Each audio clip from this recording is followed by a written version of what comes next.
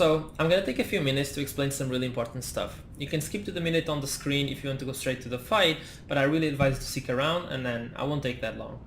With phase 5 coming soon, and some new items are being introduced to dungeons and some will be moved around. One of those is the Hand of Justice, which is one of the best melee DPS trinkets up until Blackwing Lair. It will be moved from the General, which you can solo, to the Emperor, the last boss, which you need a full group and a long time just for a chance at getting the trinket. That's what we're selling here, boosts to that trinket.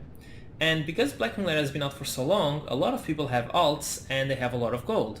That is your target audience, and when advertising, those will represent only like 5% of your responses. Focus on those, ignore the rest, because those are your real customers.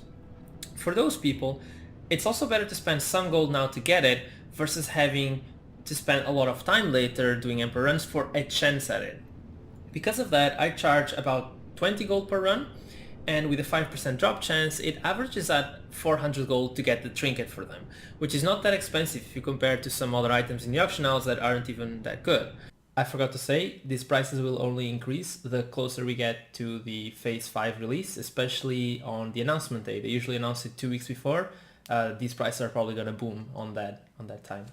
This means that I get 100 gold in the first hour and 80 gold in the next hours, plus about 15 gold per hour from the boss drops.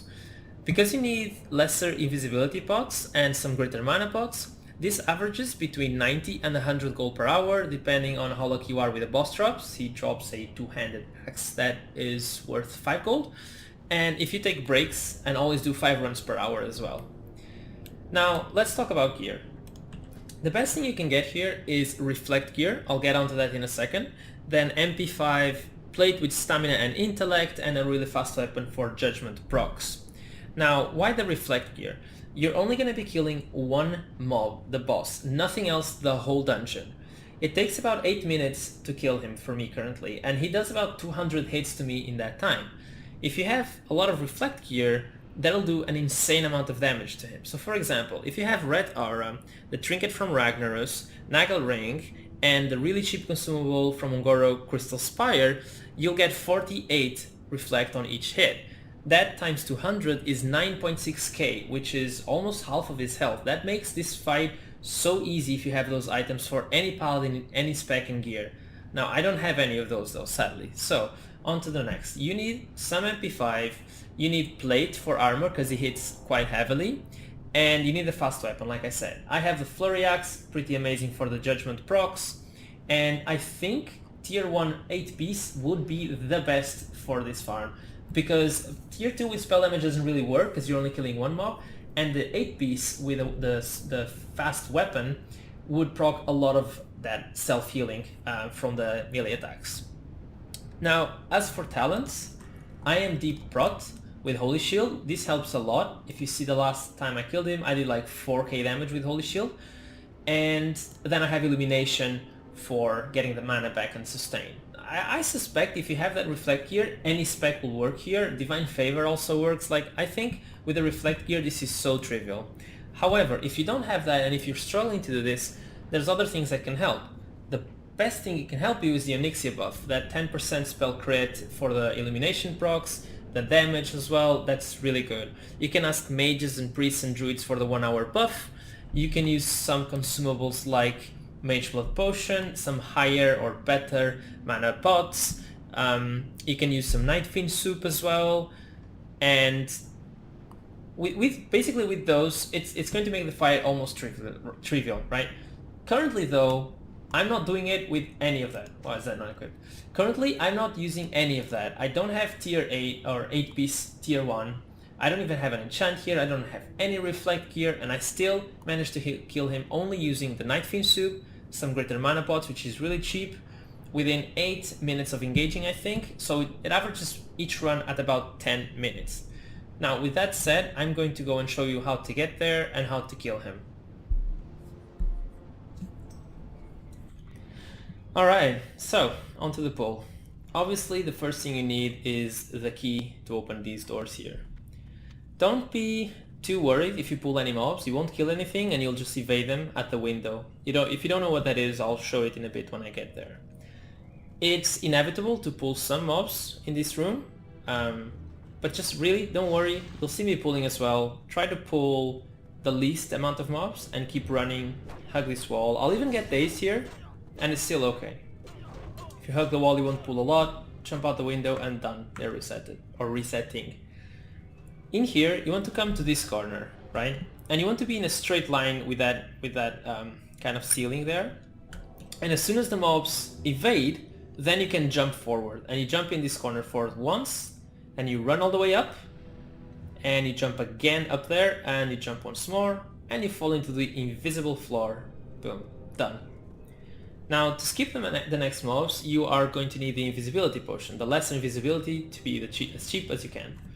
So you want to stay exactly on the corner of this square there. This is the closest distance I found so that those two mobs won't pull on you and you have just enough time to get there. Invisibility potion, run all the way to that corner in a straight line, jump over this table so that you lose the least amount of time possible, and run straight into this corner. You'll see that my potion is about 0 seconds when I fall down, and it doesn't pull, and it's perfect. So right now because I don't have the reflect gear, I use the Night Fiend soup, pretty cheap, 60 silver on my realm per, doesn't really lower the gold per hour a lot. And I open with a consecration to kill these mobs, I use my trinket as well, and I use a blessing of protection to reduce the damage I take. I should have been using bubble, and now I do use bubble, but at the time when I recorded this, I wasn't. So these mobs are going to die here, and you want to pull the mob like you see me doing. You want to pull the mob into this. Wait, let it go a bit closer.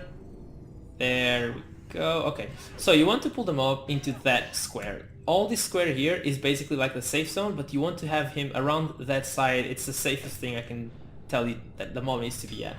You'll see why this is. This way, when he at 9k health, when he summons the Yats, they're actually not going to come. They like bug out and stay in the stairs.